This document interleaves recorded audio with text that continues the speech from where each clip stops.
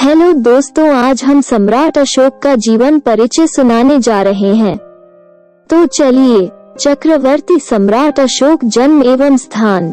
चक्रवर्ती सम्राट अशोक का जन्म 304 बीसी में पाटलिपुत्र, वर्तमान बिहार में हुआ था। वो बिंदुसार और सुभद्रांगी के पुत्र थे और अशोक महान चंद्रगुप्त मौर्य के पोते थे।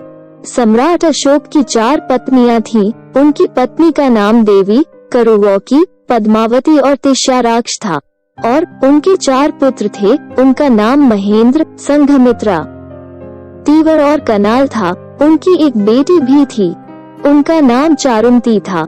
सम्राट अशोक का बचपन का जीवन। सम्राट अशोक को बचपन से ही शिकार करने का शौक था और खेलते खेलते उसमें निपुण हो गए थे। जब वे बड़े हुए तो उन्होंने साम्राज्य के मामलों में अपने पिता की मदद करना शुरू कर दिया और जब भी वे कोई काम करते थे तो वे अपनी प्रजा का पूरा ध्यान रखते थे, इसलिए उनकी प्रजा उन्हें पसंद करने लगी थी। अशोक भारत के मौर्य साम्राज्य का सबसे प्रमुख राजा था।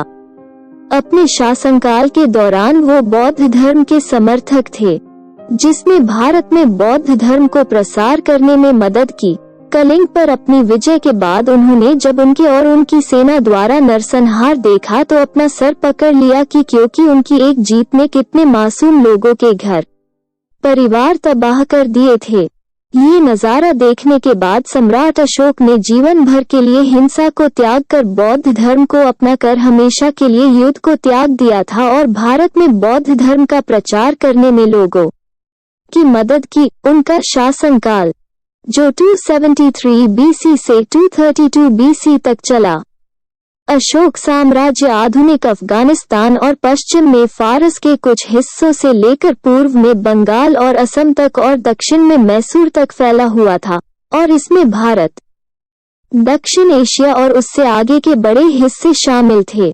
बौद्ध सूत्रों के अनुसार शुरुआत में अशोक एक शातिर और निर्दयी शासक था जिसने कलिंग की लड़ाई, एक शातिर युद्ध के बाद अपना हृदय बदल दिया।